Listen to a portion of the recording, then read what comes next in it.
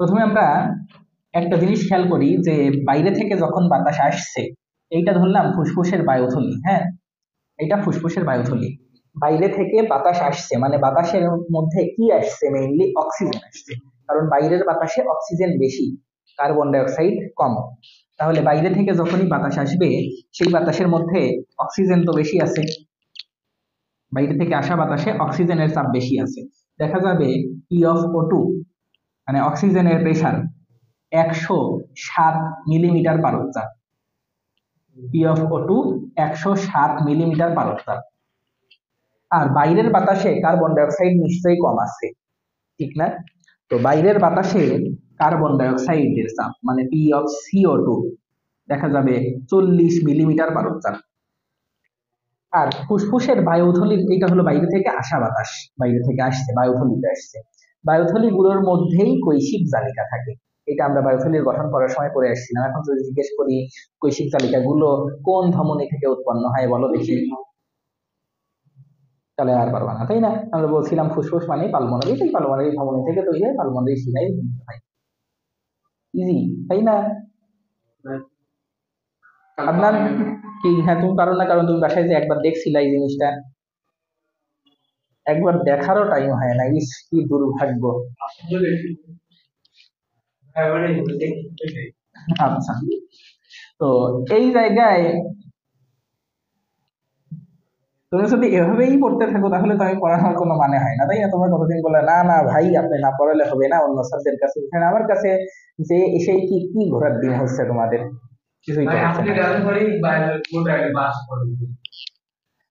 এবার আর পাশ করবা না, যে অবস্থা দেখতেছি। এবার 9-10-এর মনে হয় একটু ধাক্কা ছিল জন্য তাও পাশ করছো।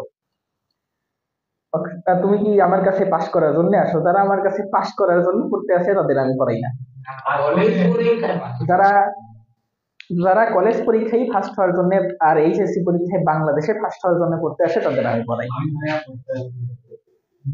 অক্সিজেনের চাপ 107। আর দেহ থেকে যে বাতাসটা আসছে, এই বাতাসের মধ্যে কার্বন ডাই অক্সাইড বেশি না অক্সিজেন বেশি? দেহ থেকে যে বাতাস আসছে, দেহের বিভিন্ন কোষ, বিভিন্ন এইদিকে ধরো বিভিন্ন কোষ আছে, বিভিন্ন কোষ আছে, এই কোষগুলোর মধ্যে তো শ্বসন হচ্ছে, তাই না? শ্বসন হয়ে তাহলে কার্বন ডাই অক্সাইড তৈরি হচ্ছে এই কোষগুলোতে। তাহলে রক্ত এই বাতাসগুলোকে নিয়ে আসতেছে বায়ুথলিতে। তাহলে এই বাতাসগুলোর মধ্যে তো কার্বন ডাই অক্সাইড বেশি থাকবে, ঠিক না? কারণ মেইনলি কার্বন ডাই অক্সাইডই আসতেছে। তো এই বাতাসের মধ্যে দেখা যাবে মানে রক্ত, কৈশিক নালীর যে রক্ত, এখানে কার্বন ডাই অক্সাইডের চাপ বেশি। কার্বন ডাই অক্সাইডের চাপই 46 মিলিমিটার পারদ চাপ। আর কৈশিক নালীর মধ্যে যে রক্ত আছে, এখানে অক্সিজেনের চাপ কম। P(O2) দেখা যাবে 40 মিলিমিটার পারদ চাপ। বোঝা গেছে? তাহলে এখন যখন এই অবস্থা হয়েছে, এইখানে বায়ুথলির বাতাসের মধ্যে অক্সিজেনের চাপ বেশি, কার্বন ডাই অক্সাইড কম। আর রক্তনালীর মধ্যে অক্সিজেনের চাপ কম, কার্বন ডাই অক্সাইডের চাপ বেশি। তাহলে কোনটা কোন দিকে যাবে ব্যাপন প্রক্রিয়ায়? ব্যাপন প্রক্রিয়ায় দেখা যাবে অক্সিজেন গুলো সব এই দিকে আসতেছে, তাই না? কারণ তাপের দিক কম। আর কার্বন ডাই অক্সাইড গুলো সব এই দিকে যাচ্ছে, মানে কার্বন ডাই অক্সাইড রক্ত থেকে বায়ুথলি হয়ে বাইরে চলে যাবে, আর অক্সিজেন গুলো বায়ুথলি থেকে ভিতরে চলে আসবে। যে আসুক, দেখো প্রজেক্টরের জন্য মানে ক্যামেরা যেন নড়ে না যায়। আচ্ছা, এখন দেখো এটা কতক্ষণ পর্যন্ত আসতে থাকবে? অক্সিজেন আসতেছে আসতেছে আসতেছে, কতক্ষণ পর্যন্ত ব্যাপন হইতে থাকবে? যতক্ষণ না পর্যন্ত দুইটা সমান হয়। এই সমানটা কত হবে? খালি চোখে দেখে মনে হচ্ছে ও 107 আর 40, 147/2, তাহলে 73.5, তাই না? কিন্তু ব্যাপার হইলো বাইরে থেকে তো বাতাস বেশি আসছে, পরিমাণ তো বেশি আছে অক্সিজেনের, আর ভেতরে তো অল্প, রক্তের মধ্যে দ্রবীভূত অক্সিজেনের পরিমাণই তো কম আছে, শুধু চাপ কম না। তাহলে এই সাম্যাবস্থাটা ওই দিকে সরে যাবে না? তো দেখা যাবে যে এরকম হইতে হইতে হইতে হইতে ধরো এইখানে চাপ অনেক বেড়ে গেছে, 42 হয়ে গেছে, এখানে কেবল 106 হয়েছে, এখানে 50 হয়ে গেছে, এখানে কেবল 105 হয়েছে, এখানে 60-70 হয়ে গেছে, এখানে কেবল 103 হয়েছে। এইরকম এরকম এখানে তো বেশি তো কমবে না, এরকম করে করতে করতে। ওয়ালাইকুম আসসালাম, বসো।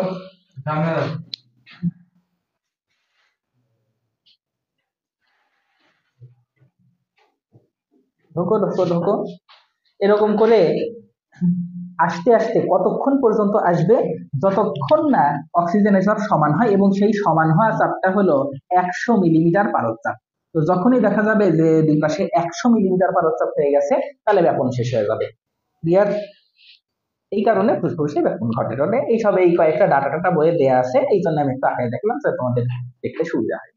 ক্লিয়ার? আচ্ছা, সব তো রেকর্ড থেকেই যাবে, পরে দেখি, সমস্যা নেই। এখন অক্সিজেন কেবল কোন পর্যন্ত আসছে? রক্তনালী পর্যন্ত আসছে, কৈশিক জালিকা পর্যন্ত আসছে। আর কার্বন ডাই অক্সাইড কৈশিক জালিকা থেকে বাইরে বের হয়েছে, এইটুকু দেখছি। তোমরা কি বুঝতেছো না পড়া? তার রেসপন্স করতেছো না যে আজিজ, কার্বন ডাই অক্সাইড রক্তনালী থেকে বের হয়েছে, আর অক্সিজেন অ্যালভিওলাস থেকে রক্তনালীতে আসছে। আসার পরে সেই অক্সিজেন কোষে যাওয়া লাগবে না, আবার আবার কার্বন ডাই অক্সাইডও তো কোষ থেকে এই পর্যন্ত আসা লাগবে। এইটুকু কিসের মাধ্যমে হয় সেটা আমরা দেখবো এখন। কোন কালো দাগ? এইটা তুমি এতক্ষণে জিজ্ঞেস করতেছো এটা কি জিনিস? প্রথমেই তো বলে দিলাম এইটা বায়োথলি বা অ্যালভিওলাস, আর এর সঙ্গে কৈশিক জালিকা বানানো থাকে। আচ্ছা, তো এখন তাহলে আমরা দেখবো যে অক্সিজেন এদিকে আসলো, আসার পরে এই অক্সিজেন কিসের মাধ্যমে, কিভাবে এই কোষ পর্যন্ত পৌঁছাবে। কোষ পর্যন্ত অক্সিজেনকে নিয়ে যাওয়ার জন্য দুইটা মাধ্যম আছে। একটা হইলো রক্তের মধ্যে রক্তকণিকা আছে কিছু, তাই না? এরকম। তো অক্সিজেন গুলো রক্তকণিকার মধ্যেও থাকতে পারে, আবার রক্তকণিকার চারপাশ দিয়ে তাহলে কি আছে? রক্তকণিকার চারপাশে কি থাকে? রক্ত রস থাকে বা প্লাজমা থাকে। তাহলে অক্সিজেন গুলো রক্ত রসের মধ্যে দ্রবীভূত অবস্থায়ও আসতে পারে। বোঝা গেছে? দুইটা টার্ম আছে।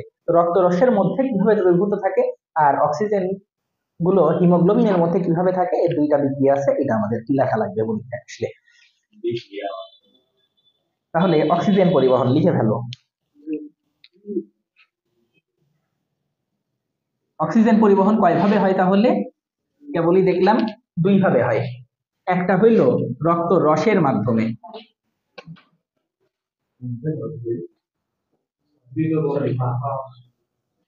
রক্ত রসের মাধ্যমে কিভাবে? হিমোগ্লোবিন, হিমোগ্লোবিনের, সরি, রক্ত রসের মধ্যে তো হিমোগ্লোবিন নাই, রক্ত রসের মধ্যে আছে পানি।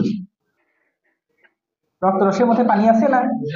তো পানির সাথে কি অক্সিজেন বিক্রিয়া করে না করে না? করে না। পানির সাথে তো কার্বন ডাই অক্সাইড বিক্রিয়া করে, তাহলে পানির সাথে অক্সিজেন বিক্রিয়া করে না সাধারণত। সেই জন্য এই প্রক্রিয়ায় অক্সিজেন কি অনেক পরিবহন হবে না খুব কম? খুব কম, কারণ বিক্রিয়াই তো করতে চায় না রক্ত রসের পানির সাহায্যে সাথে। আচ্ছা, আর তাহলে বেশিরভাগ অক্সিজেন কিসের মাধ্যমে পরিবহন হবে? হিমোগ্লোবিনের মাধ্যমে। তাহলে দ্বিতীয় অংশ হলো হিমোগ্লোবিনের মাধ্যমে অক্সিজেন পরিবহন। হিমোগ্লোবিনের মাধ্যমে অক্সিজেন দুই ভাবে পরিবহন হয়, না একভাবে, এখানে না, পরে আছে দুই ভাবে।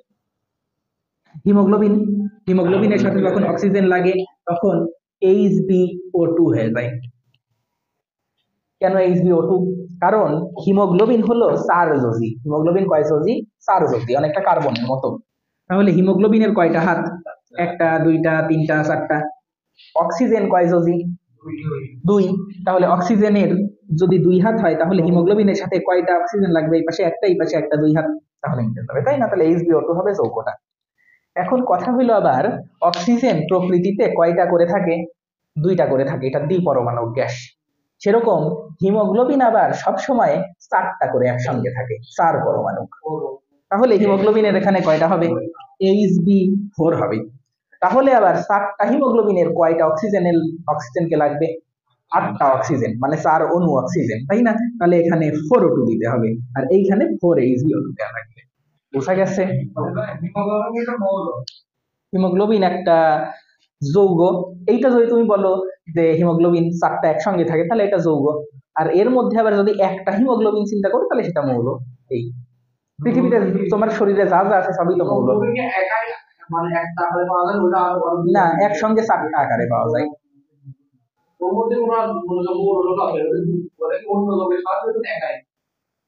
কি? পানি, এই হাইড্রোজেন আর অক্সিজেন বলে ওটাকে হিমোগ্লোবিন কে কি ইমিউনোগ্লোবিন কি বলো? না নাই, যেমন হিমোগ্লোবিনের মধ্যে তো আবার নাইট্রোজেন আছে, হাইড্রোজেন আছে, প্রোটিন আছে। মানে কোন মৌল আছে না। হ্যাঁ, এটাকে ভাঙলে আরো মৌল পাওয়া যাবে, নাইট্রোজেন পাওয়া যাবে, হাইড্রোজেন পাওয়া যাবে। আচ্ছা, তো আপাতত এটুকু আমরা বুঝতে পারছি।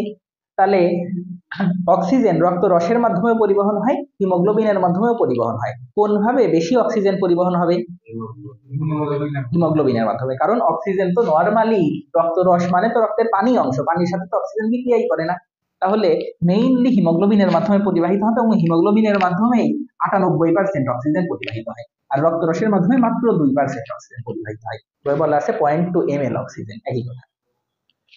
এখন তাহলে আমরা দেখি কার্বন ডাই অক্সাইড কিভাবে পরিবহন হয়। কার্বন ডাই অক্সাইড কোষ থেকে যখন আসে, ওই একই কথা, কার্বন ডাই অক্সাইডকে পরিবহন করার জন্য তাহলে এখানে হিমোগ্লোবিন আছে, হিমোগ্লোবিনের সাথে বিক্রিয়া করতে পারে। আবার রক্ত রস আছে, রক্ত রসের মধ্যে পানি আছে, রক্ত রসের পানির সাথেও বিক্রিয়া করতে পারে। হ্যাঁ, আবার কার্বন ডাই অক্সাইড আরো এক ধাপ আগায়, রক্তের মধ্যে অন্যান্য প্রোটিনও আছে, তাই না? রক্তের মধ্যে অন্যান্য যেসব প্রোটিন আছে, এই প্রোটিন গুলোর সাথেও কার্বন ডাই অক্সাইড বিক্রিয়া করে। তাহলে কার্বন ডাই অক্সাইড তিন ভাবে। নরমালি কার্বন ডাই অক্সাইড গুলো বের হয়ে রক্ত রসের মধ্যে দ্রবীভূত থাকতে পারে, অথবা হিমোগ্লোবিনের মধ্যে ঢুকে যেতে পারে, অথবা প্রোটিনের মধ্যে ঢুকে বা প্রোটিনের সাথে লেগে পরিবহন হতে পারে। তিনটা ধাপ, ক্লিয়ার? ওকে, তাহলে এখন দেখি রক্ত রসের মাধ্যমে কার্বন ডাই অক্সাইড কিভাবে পরিবহন হয়।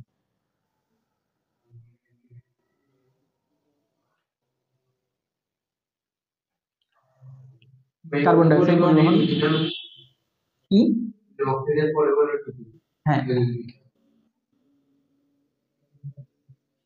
রক্ত রসের মাধ্যমে, রক্ত রসের মধ্যে কি আছে, রক্ত রসের মধ্যে কি থাকে কেবলই তো আমরা দেখলাম।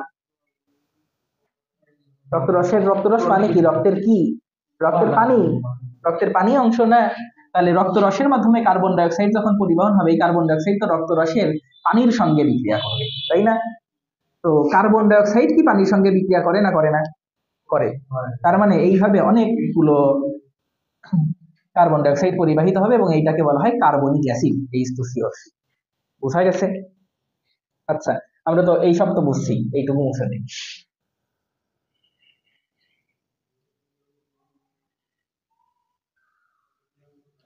এখন এইটা হলো একটা। আবার এই H2CO3 যে তৈরি হয়েছে, সব H2CO3 তো H2CO3 থাকে না, কিছু আবার ভেঙে যায়।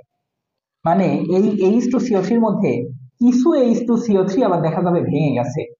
কিছু H2CO3 যদি ভেঙে যায়, ভাঙলে কি কি জিনিস তৈরি হয়?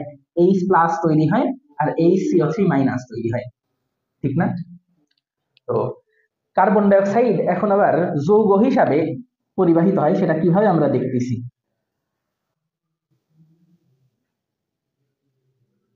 তার আগে বলে নেই যে এইখানে কার্বন ডাই অক্সাইড পানির মধ্যে মিশে গেছে না, বিক্রিয়া করে এক হয়ে গেছে, তার মানে তো পানির মধ্যে মিশে গেছে কার্বন ডাই অক্সাইড। তাহলে এটা কার্বন ডাই অক্সাইডের দ্রবণ হয়েছে না? এখন দ্রবণ হয়েছে। সেই জন্য রক্ত রসের মাধ্যমে এটা যেভাবে রেটিং দেয়া আছে ভৌত দ্রবণ রূপে, ভৌত দ্রবণ রূপে, মানে রক্ত রসের মধ্যে দ্রবীভূত অবস্থায় কার্বন ডাই অক্সাইড পরিবহন হয়। আর বাকিটা হলো যৌগ হিসাবে। এখন যৌগ হিসাবে কি কি যৌগ? আমরা কেবলই দেখলাম যে কার্বন ডাই অক্সাইড গুলো সব এখানে মিশে মিশে মিশে মিশে CO2 কি আর আছে, H2CO3 হয়েছে, তাই না? এই H2CO3 গুলো আবার ভেঙে গেছে, ভেঙে H+ হয়েছে আর HCO3- হয়েছে। মানে এই যে এখানে চিন্তা করো, কার্বন ডাই অক্সাইড গুলো ভিতরে ঢুকছে, ঢুকেই এখানে তো পানি আছে, পানির সাথে লেগে এইটা H2CO3 হয়ে গেছে।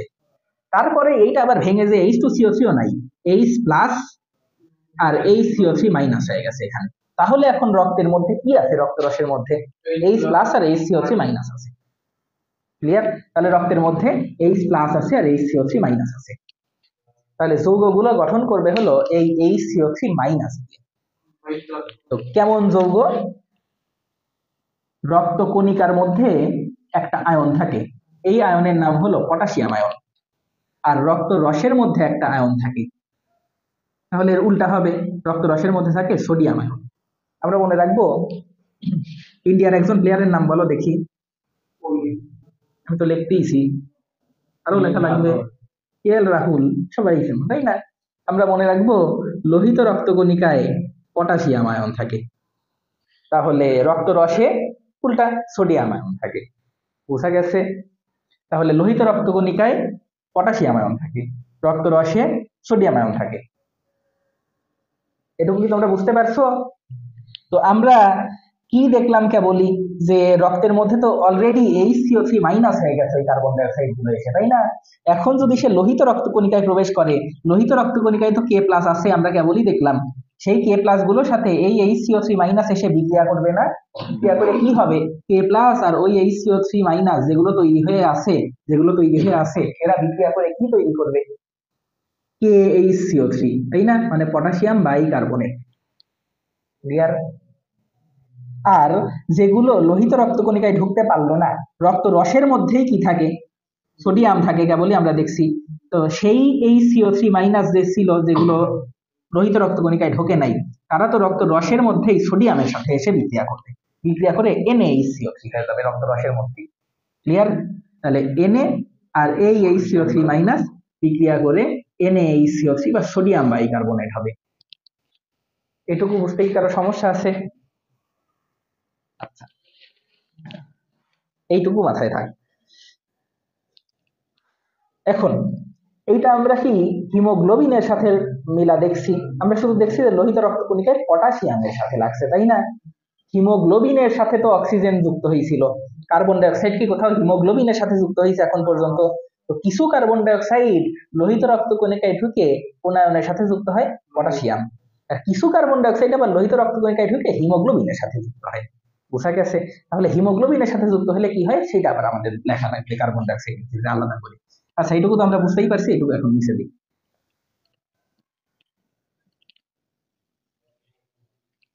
তাহলে 3 নাম্বার হলো হিমোগ্লোবিনের সাথে, এটাও যৌগ হিসাবে, এটা অন্য যৌগ, এটা তো বাইকার্বনেট। হ্যাঁ,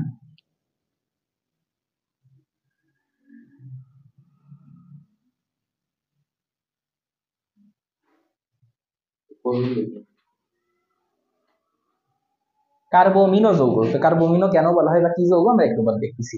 তো আমরা কেবলই দেখলাম যে কার্বন ডাই অক্সাইড পটাশিয়ামের সাথে লাগলে কি হয় আর সোডিয়ামের সাথে লাগলে কি হয়। রক্তরসে সোডিয়ামের সাথে লাগে আর লোহিত রক্তকণিকায় পটাশিয়ামের সাথে লাগে। এখন আমরা দেখব হিমোগ্লোবিনের সাথে কার্বন ডাই অক্সাইড লাগলে কি হয়। হিমোগ্লোবিনে কি কি জিনিস আছে জানো? কেবলই আমরা বললাম, হ্যাঁ H+4, ভালো কথা। কিন্তু হিমোগ্লোবিনের মধ্যে কি থাকে? কেবলই তো আমরা বলছি কার্বন, নাইট্রোজেন এইসব থাকে। কারণ হিমোগ্লোবিনের হিম হলো আয়রন, ছোটবেলায় আমরা পড়ে আসছি যে হিমোগ্লোবিনের হিম হচ্ছে আয়রন, আর গ্লোবিন গ্লোবিন হলো প্রোটিন। হিমোগ্লোবিনের হিম অংশটা আয়রন, গ্লোবিন অংশটা প্রোটিন। তো যে কোনো কিছুর নামের শেষে যদি ইন থাকে, যেমন albumin, prothrombin, globulin, collagen, elastin, যত ইন আছে সব প্রোটিন হয়, তাই না? তাহলে গ্লোবিন এটা প্রোটিন হবে আর হিম অংশটা আয়রন হবে। এটুকু বুঝতে পারছি? সোজা কথা, হিমোগ্লোবিনের মধ্যে তাহলে একটা আয়রন আছে হিম, আবার একটা প্রোটিনও আছে গ্লোবিন। ক্লিয়ার? আর যে কোনো প্রোটিনকে ভাঙলে কি পাওয়া যায়? প্রোটিন যখন আমরা পরিপাক করি তখন প্রোটিন থেকে অ্যামিনো অ্যাসিড পাওয়া যায়, অ্যামিনো অ্যাসিড পাওয়া যায়। বোঝা গেছে? তাহলে হিমোগ্লোবিনের মধ্যে কি প্রোটিন আছে না নাই? আছে। কোন অংশটা প্রোটিন? গ্লোবিন অংশটা প্রোটিন। তাহলে এর মধ্যে কি অ্যামিনো অ্যাসিডটা আছে না নাই? আছে। তো এইটা ধরলাম হিমোগ্লোবিন, হিমোগ্লোবিনের মধ্যে এইটা হলো প্রোটিন অংশ, মানে অ্যামিনো অ্যাসিড। বোঝা গেছে? হিমোগ্লোবিন এর মধ্যে এই যে অ্যামিনো গ্রুপ, আর এর মধ্যে এই যে কুহ আছে, কুহ। হ্যাঁ, কি COOH। তো আমরা এটা কিভাবে বোঝাবো, আগেই তুলনা।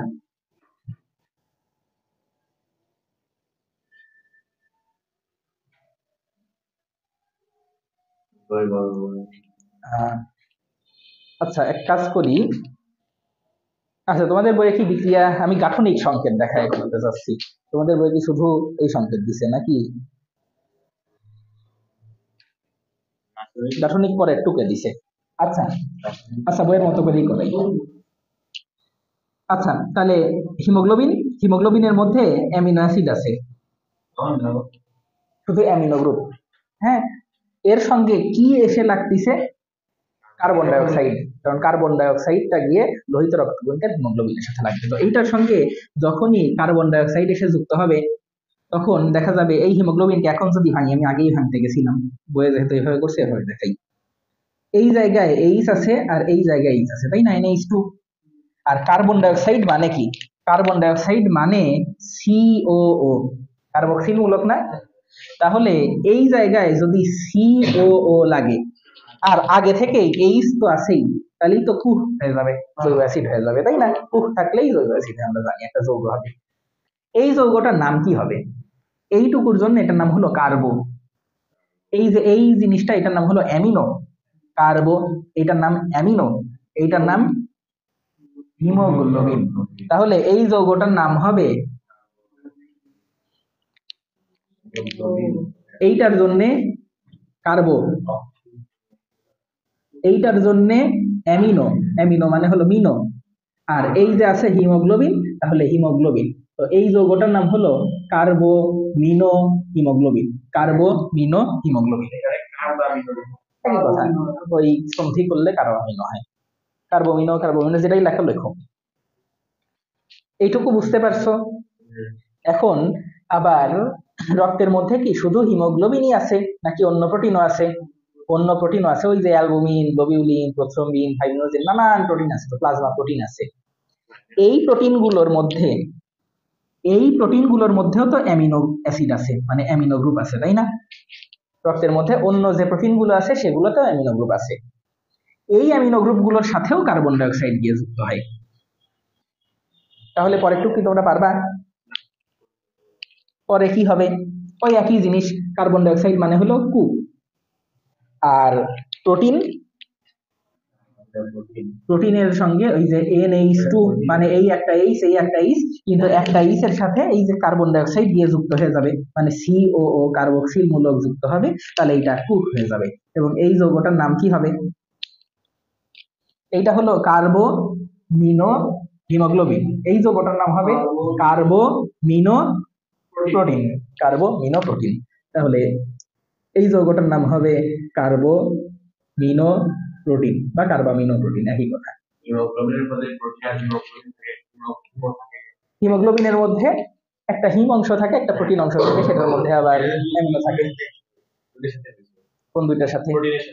না, এটা তো আমি বললাম হিমোগ্লোবিন ছাড়া অন্যান্য যে প্রোটিন থাকে, অন্যান্য প্লাজমা প্রোটিন থাকে না, সেই অন্যান্য প্রোটিন গুলোর মধ্যেও তো অ্যামিনো গ্রুপ থাকবে, সেই অন্যান্য প্রোটিনের সাথেও কার্বন ডাইঅক্সাইড যুক্ত হবে, এইটা বলছি আমরা। এইটা দেখছি হলো বায়ুথলি। হ্যাঁ, বায়ুথলি থেকে এইদিকে আছে হলো রক্তনালী। এই কোনা বরাবর কেউ বসো না, তাহলে দেখা যায় না সহজে, আমি লেখার পরে পরে দেখা লাগে। এইটা হলো বায়ুথলি, বায়ুথলির পরে এইটা হলো রক্তনালী, রক্তনালী দিয়ে আসছে বিভিন্ন কোষে, এটা হলো বিভিন্ন কোষ, আর তারপরে আবার রক্তনালীর মাধ্যমে আবার ফিরে গেছে বায়ুথলিতে। এইটুকু ক্লিয়ার? এখন এই যে রক্তনালী দিয়ে আসলো, আসার সময় এই রক্তনালীর মধ্যে তো বিভিন্ন জিনিস আছে, রক্ত রসও আছে, আবার লোহিত রক্তকণিকাও আছে। তো অক্সিজেন গুলো যখন ঢোকে, অক্সিজেন এসে লোহিত রক্তকণিকার মধ্যে ঢুকতে পারে। লোহিত রক্তকণিকার মধ্যে তো আগে থেকেই আছে হিমোগ্লোবিন, তাই না? তো এইটা বলছি যে যখনই লোহিত রক্তকণিকায় অক্সিজেন ঢোকে, ঢুকলে হিমোগ্লোবিনের সাথে ওই অক্সিজেন গুলো মিলিত হয়ে অক্সি হিমোগ্লোবিন গঠন করে।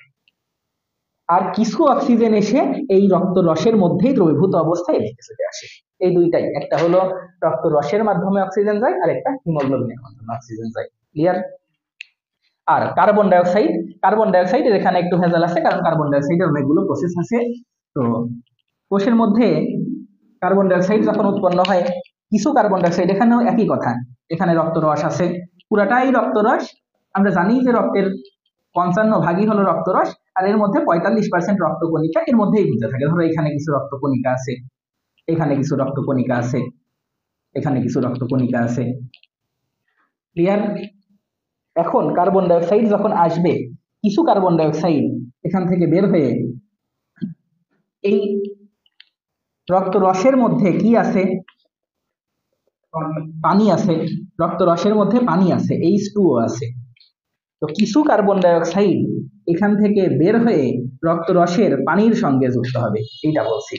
পানির সঙ্গে যুক্ত হয়ে কি গঠন করবে? H2CO3 গঠন করবে, এইটা। তার মানে এখন রক্তনালীর মধ্যে H2CO3 আছে সব। এই H2CO3 গুলো ভেঙে গিয়ে দুইটা জিনিস গঠন করে, একটা হলো H প্লাস আর একটা হলো HCO3 মাইনাস। তাহলে এখন রক্তের মধ্যে কি আছে? H প্লাস আছে আর HCO3 মাইনাস আছে কিছু। এটুকু পর্যন্ত ক্লিয়ার? এখন এদের ভবিষ্যৎ কি? এদের ভবিষ্যৎ হলো এই HCO3 মাইনাস গুলো যদি লোহিত রক্তকণিকায় গিয়ে যুক্ত হয়, লোহিত রক্তকণিকায় থাকে পটাশিয়াম আয়ন আর রক্ত রসে থাকে সোডিয়াম আয়ন। তো এই কার্বনিক অ্যাসিড গুলো, এই বাইকার্বনেট আয়ন গুলো যদি লোহিত রক্তকণিকায় ঢোকে তাহলে পটাশিয়ামের সাথে লেগে KHCO3 হবে। আর এই HCO3 মাইনাস যেগুলো হইলো এইগুলো যদি সোডিয়ামের সাথে লাগে তাহলে NaHCO3 হবে। আরো একভাবে আসতে পারে, সেটা কি? কার্বন ডাই অক্সাইড সরাসরি এসে, এখানে তো হিমোগ্লোবিন আছে তাই না লোহিত রক্তকণিকার মধ্যে, সেই কার্বন ডাই অক্সাইড হিমোগ্লোবিনের সাথে গিয়ে হিমোগ্লোবিনের অ্যামিনো গ্রুপের সাথে লাগতে পারে, লেগে HBN, এখানে H আর Q, এটার নাম হলো কার্বোমিনো হিমোগ্লোবিন হতে পারে। অথবা রক্তে আরো কিছু প্রোটিন আছে হিমোগ্লোবিনের মতোই, তাদের সঙ্গে লেগে কার্বোমিনো প্রোটিন হতে পারে। এই তিন ভাবে পরিবাহিত হতে পারে কার্বন ডাই অক্সাইড। বুঝা গেছে? এইটা হলো জিস্ট কথা এখানকার। এটুকু ক্লিয়ার? ওকে, তাহলে কি আমরা আর কিছু ভাজি টপিক পড়বো?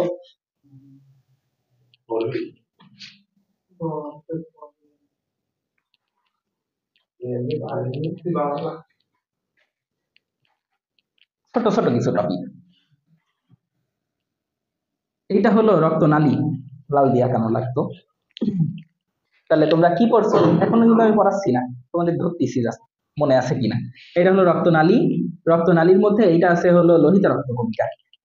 তাহলে কাব্য বলো, লোহিত রক্তকণিকায় কোন আয়ন থাকে? লোহিত রক্তকণিকায় পটাশিয়াম আয়ন থাকে তাই না? তাহলে লোহিত রক্তকণিকায় পটাশিয়াম আয়ন আছে ধরে নিলাম। তোমার নাম? হিমেল। তুমি কি আজকে প্রথম আসলা হিমেল? ও, প্রথম এসেই এই টপিক পেয়ে গেছো ভাগ্যক্রমে।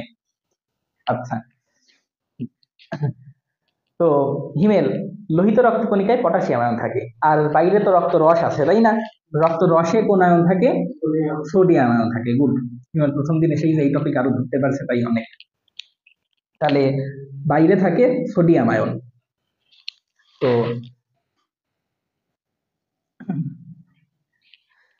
যে কার্বন ডাই অক্সাইড গুলো আসছে এসে আগে রক্ত রসের সাথে মিশছে, রক্ত রসের মধ্যে তো মেইনলি পানি থাকে তাই না?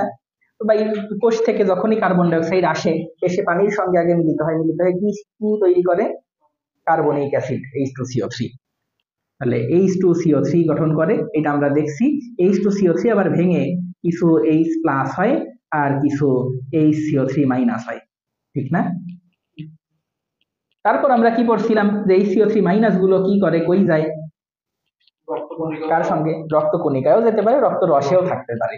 রক্তকণিকায় যদি যায়, যদি HCO3 মাইনাস গুলো রক্তকণিকায় যায় তাহলে এর সঙ্গে মিলে HCO3 মাইনাস গুলো KHCO3 হয়ে যাবে না? দুইটাই হয় একই সাথে। কিছু বাইকার্বনেট রক্তকণিকায় গিয়ে KHCO3 হয়, কিছু বাইকার্বনেট সোডিয়ামের সঙ্গে মিলে NaHCO3 হয়। আর হিমোগ্লোবিনের সাথে আবার কিছু যায়, ওখানে তো কার্বন ডাই অক্সাইডই সরাসরি যায়, বাইকার্বনেট পাওয়া যায় না। আবার কিছু আবার এই H2CO3 হিসাবেই থাকে, ওই যে আমরা প্রথমে লিখছিলাম ভৌত দ্রবণ রূপেই বিবাহিত হয়। এত কিছু হওয়ার কারণ হলো এটা দুর্বল অ্যাসিড, দুর্বল অ্যাসিড তো কিছুটা আয়নিত হয়, কিছুটা আবার অম্নি থাকে তাই না? সবল অ্যাসিড হলে তো সবই আয়নিত হয়ে যায়, তো এই কাহিনী করা লাগতো না। এইটুকু ক্লিয়ার? তাহলে লোহিত রক্তকণিকায় KHCO3 পাওয়া যায় আর রক্ত রসে NaHCO3 পাওয়া যায়, সোডিয়াম বাইকার্বনেট আর পটাশিয়াম বাইকার্বনেট। বারবার আমি KNa এইভাবেই দিয়ে বলছি, তোমাদের পরীক্ষার খাতায় লেখার সময় KNa এরকম পড়তে পড়তে পরীক্ষার খাতায় ভুল না হয়, কে লিখে আসো, কারণ তো তোমার মুখ দিয়ে শুনতে চাবে না যে পটাশিয়াম বাইকার্বনেট, তাই না? লিখতে পারলেই হলো KHCO3। ঠিক আছে, এখন আমরা একটা জিনিস দেখবো যে যদি বেশি বেশি বাইকার্বনেট তৈরি হয়ে যায়, ধরো লোহিত রক্তকণিকায় অনেক বাইকার্বনেট থেকে গেছে, অনেক বাইকার্বনেট ঢুকতেছে, তাহলে সেগুলোকে তো বাইরে বের করা লাগবে।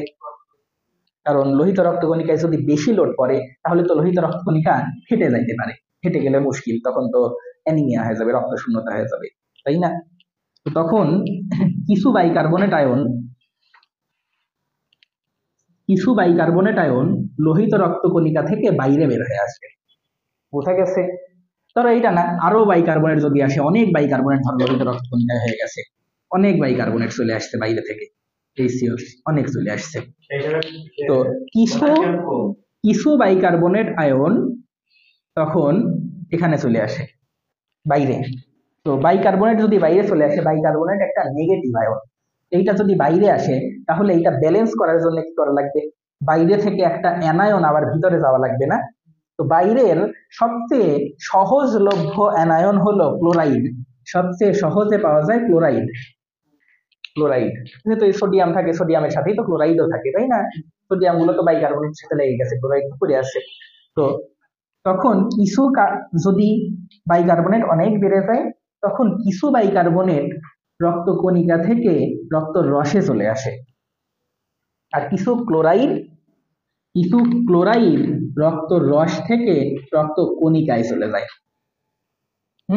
তাহলে ফলাফল কেমন হবে? দেখা যাবে যে এই ক্লোরাইড গুলোই এখানে চলে গেছে, আর বাইকার্বনেট গুলো এখানে চলে আসছে, বাইকার্বনেট গুলো এখানে চলে আসছে। ক্লিয়ার? তো ওই ক্লোরাইড গুলো গিয়ে লোহিত রক্তকণিকার মধ্যে তো আগে থেকেই পটাশিয়াম আয়ন তো থাকেই মেলামেলা, তাই না?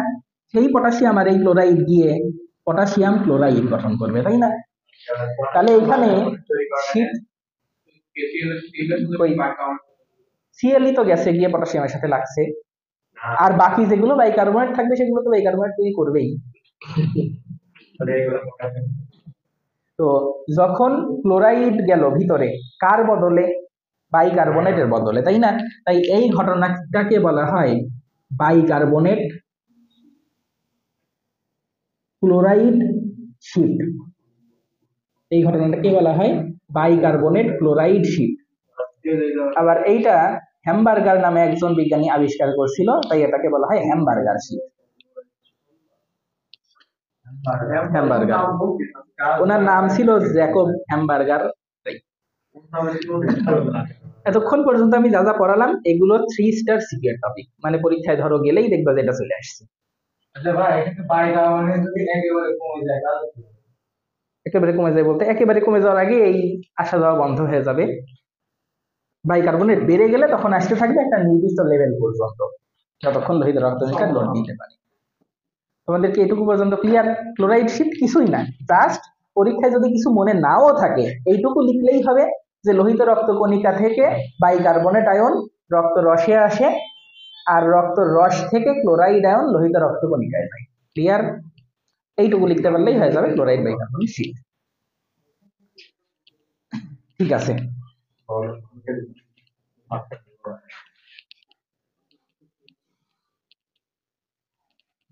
এখন তোমরা বলো ছুটিতে দিব নাকি দুইটা ছোট ছোট জিনিস পড়াবো?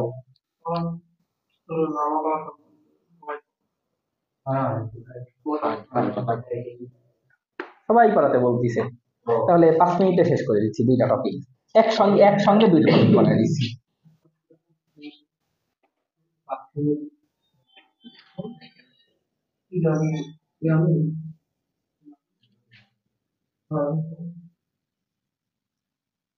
একটা টপিকের নাম সাইনোসাইটিস আর একটা টপিকের নাম ওটাইটিস।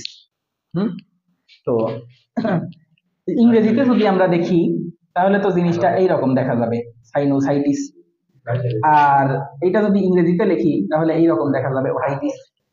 তো যে কোনো কিছুর সাথে যদি আইটিস যুক্ত হয়, আমরা যখন হেপাটাইটিস পড়ছি তখনও দেখে আসছি হেপাটাইটিস, হেপাটোর সাথে আইটিস যোগ হয়ে আছে, তার মানে কি?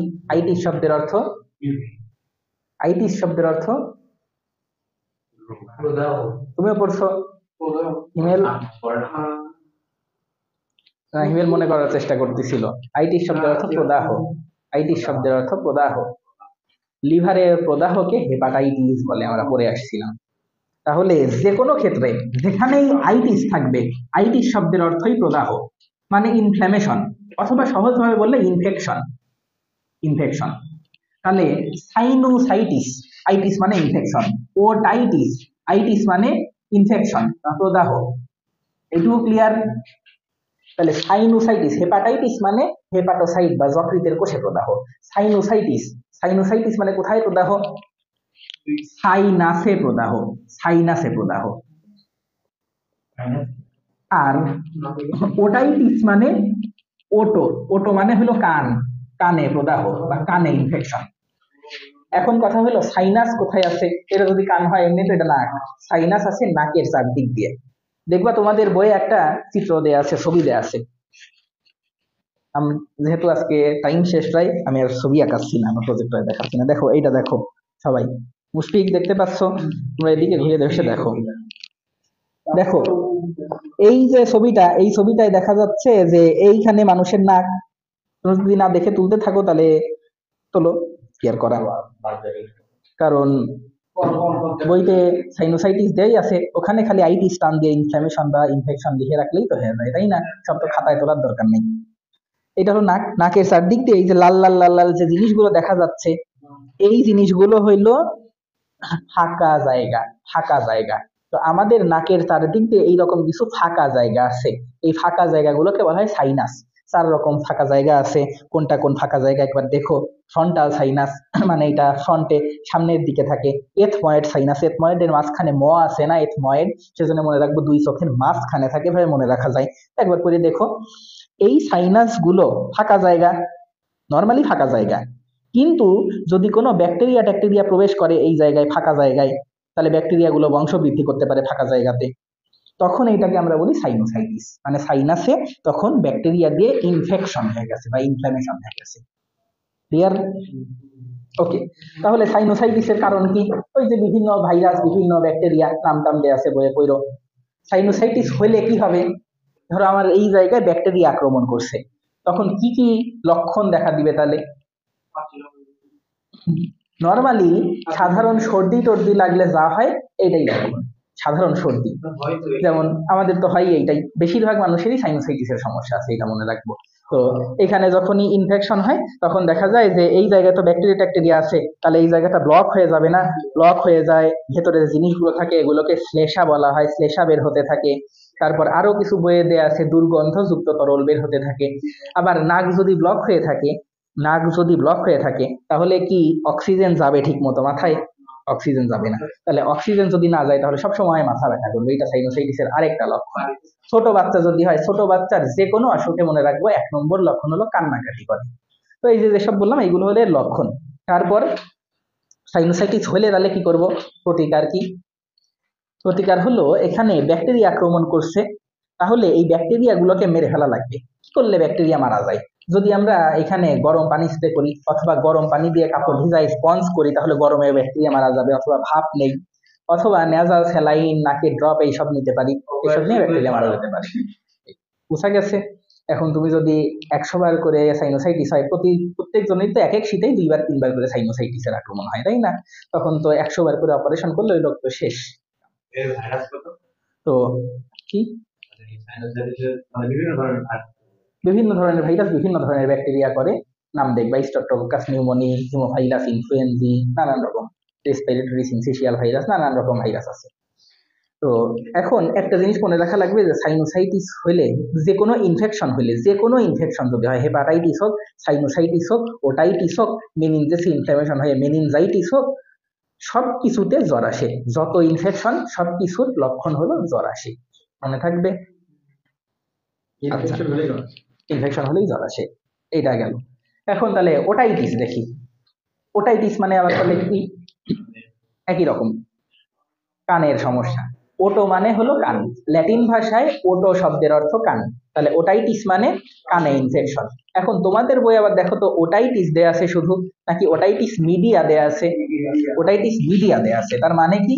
মানে আমাদের কানের 3টা পার্ট, এই যে আমরা বাইরে যেটুকু দেখতেছি এইটুকু হলো শুধু এইটুকু।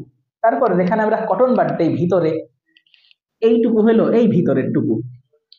তারপর কটন বাড দিয়ে একসময় কানের পর্দা পাওয়া যায়, এইটা হলো কানের পর্দা, এই জায়গায় থাকে কানের পর্দা। ভালো করে দেখো, এই পর্দার পরে এই জায়গা দিয়ে একটা নালী আছে, এই রকম নালী, আর তারপরে এর ভিতরে আরেকটা পার্ট আছে। তো এই যে প্রথমটুকু যেটুকু কানের ভিতরে আঁকাইছি, ধরো এই যে এই জায়গায় আমার কান আছে, তারপরে এইটুকু, তারপরে এইটুকু, এই প্রথম অংশটুকুর নাম হলো বহিকর্ণ বা এক্সটার্নাল এয়ার। মাঝখানের অংশটুকুর নাম মধ্যকর্ণ,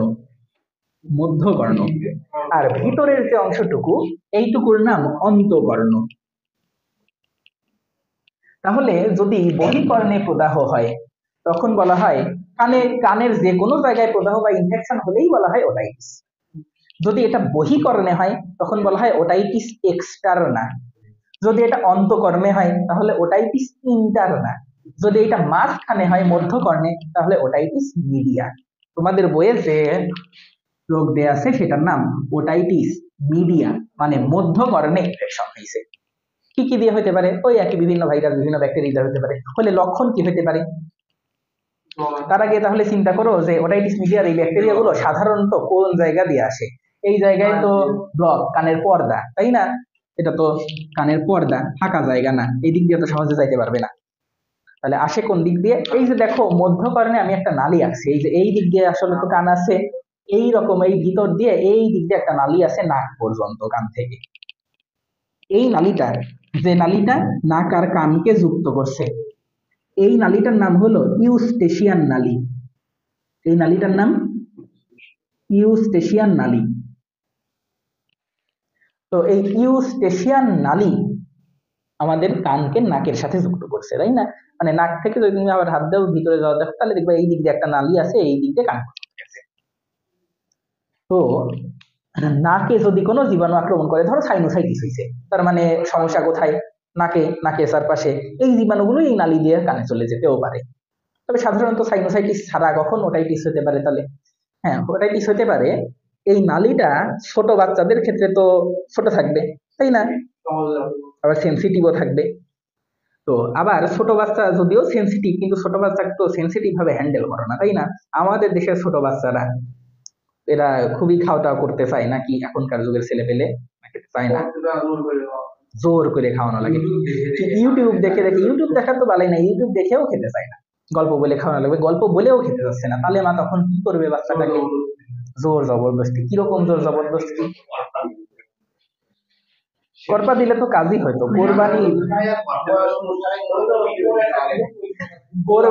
কোরবানির গরু জবাই দেখছো? কোরবানির গরুকে যেইভাবে পায়ে ধরা লাগে, বাচ্চাকে ধরো বাচ্চার বাবা বা অন্য আত্মীয় স্বজন সেইভাবে পায়ে ধরে থাকবে, ছুয়ায়ে খাবি না মানে তোর 14 গোষ্ঠী খাবে। আর মা এসে ওর মধ্যে ফিরার ঢুকায় দিল, বাচ্চা খাওয়া চিৎকার পার দিছে। তখন দেখা গেছে যে হিটারের দুধ এক ফোঁটা মুখে না যেয়ে নাকে ঢুকে গেছে। তাহলে কি হবে?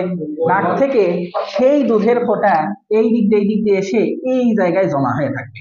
তো যেখানেই অনেকদিন ধরে এই দুধ তুমি আবার পরে কটন বাদ দিয়ে খুঁজাই বের করবা, তত করা হবে না, তাই না? বা মা তো খাওয়ানোরই তালে আছে, মা তো খেয়ালই করে নাই নাকে গেছে।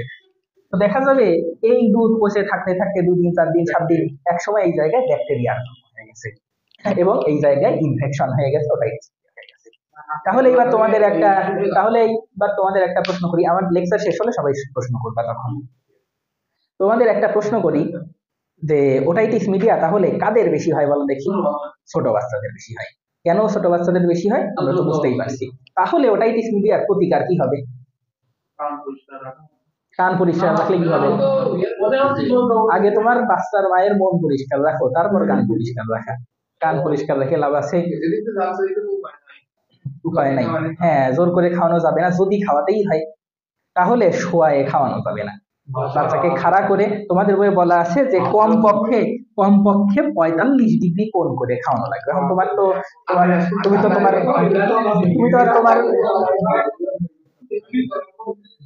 তোমার বউকে সাদা কিনে দিবা না যে আমার বাচ্চাকে খাওয়াতে হলে এখন থেকে কোণ মাপে দেখিয়ে তারপর খাওয়াবা, তাই না?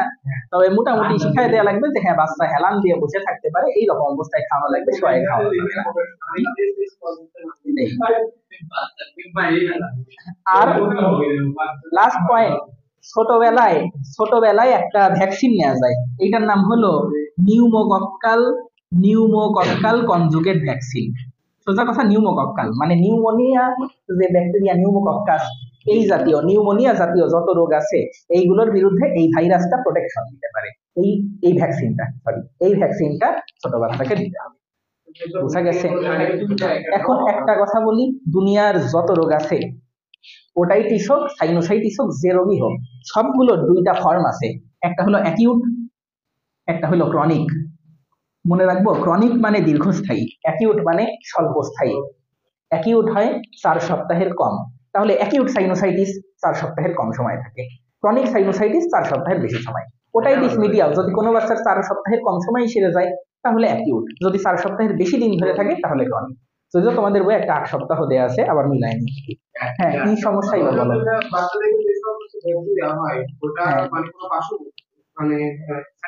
সব ভ্যাকসিনেরই তো কোনো না কোনো সাইড ইফেক্ট আছেই। হ্যাঁ, তাহলে মোটামুটি আজকের পড়া এ পর্যন্তই। এখন তোমাদের বইয়ে একটা জিনিস দেখায় দেই, এটা তোমরা বাড়িতে রিডিং করো। এই যে শেষে একটা টপিক এক্সট্রা দেয়া আছে, দেখতে পাচ্ছ? এইখানে একটা অধূমপায়ী ব্যক্তি মানে ভালো মানুষ, এর ফুসফুসের এক্সরে দেয়া আছে, আর এইখানে একটা ধূমপায়ী ব্যক্তি, এর ফুসফুসের এক্সরে দেয়া আছে। তোমরা এবার কমন সেন্স থেকে বলো তো দেখি, এই দুইটা এক্সরে কি পার্থক্য দেখা যেতে পারে? প্রাইভেট হসপিটালে করা, একটা সরকারি। কার দেখি তাড়াতাড়ি শেষ করি, আমারও পরীক্ষা আছে সামনে। কার ফুসফুসের মধ্যে সিলিয়া টিলিয়া, আমরা তো দেখছি সিলিয়া কি মিউকাস কি, তাই না? ওই যে সুতার মতো জিনিসপত্র থাকে যেগুলো ধুলাবালিকে প্রোটেক্ট করে। কার সিলিয়া বেশি থাকবে? কেন? ধূমপায়ী ব্যক্তি ফুসফুসের মধ্যে ধোঁয়া ঢুকাইছে, গরম জিনিস ঢুকছে। ধোঁয়া টোয়া আটকে যাবে না, তুমি যখন এই গরম বাতাস ভিতরে দিবা সিলিয়া নষ্ট হয়ে যাবে। এমনকি তুমি যদি গরম চাও খাও, সকাল বিকাল করোনা হয়েছে দেখে গরম চা একদম ঠেসে খায়, আরো 12টা বেজে গেছে, ফুসফুসের সিলিয়া টিলিয়া সব পুড়ে যাবে। তাহলে একটা পার্থক্য হলো, ধূমপায়ী ব্যক্তির ক্ষেত্রে ফুসফুসের সিলিয়া কম থাকবে, আর অধূমপায়ী ব্যক্তির ক্ষেত্রে সিলিয়ার সংখ্যা অনেক বেশি থাকবে। ধূমপায়ী ব্যক্তির ভিতরে তো বায়ুথলি বা অ্যালভিওলাস থাকে, কিছু অ্যালভিওলাসের প্রাচীর টাচীর ফেটে যাবে। ফেটে গেলে এই জায়গাগুলো যখন এই যে সাদা দেখা যাচ্ছে না, ধূমপায়ী ব্যক্তির এখানে সাদা হয়ে যাবে। এই জিনিসটার একটা নাম আছে, এটাকে বলা হয় এমফাইসেমা। এই শব্দটা দাগায় রাখো। যখন এইরকম অ্যালভিওলাস ফেটে যায়, ফেটে গিয়ে কিছু সাদা জায়গা তৈরি হয়, এক্সরে ফিল্মে দেখা যায়, এটাকে বলা হয় এমফাইসেমা। তাহলে এমফাইসেমা কাদের দেখা যাবে? ধূমপায়ী না অধূমপায়ী? ধূমপায়ী ব্যক্তির ক্ষেত্রে এমফাইসেমা দেখা যাবে, আর অধূমপায়ীর ক্ষেত্রে দেখা যাবে না। তারপরে কোন এক্সরেটা দেখতে সুন্দর সুষম? অধূমপায়ীর এক্সরেতে সুষম স্বচ্ছতা দেখা যায়, ধূমপায়ীর এক্সরেতে সুষম স্বচ্ছতা দেখা যায় না। আচ্ছা, আর যখন ফুসফুসে এফেক্ট করবে, ফুসফুসের মধ্যে এই সমস্যা হয়েছে, তাহলে হৃৎপিণ্ডগুলো কেমন হবে? হৃৎপিণ্ডের উপরেও তো লাগবে, তাই না? তখন হৃৎপিণ্ড ছোট হয়ে যাবে, আর এই ক্ষেত্রে হৃৎপিণ্ড স্বাভাবিক থাকে। ওকে, তাহলে আজকে এ পর্যন্তই।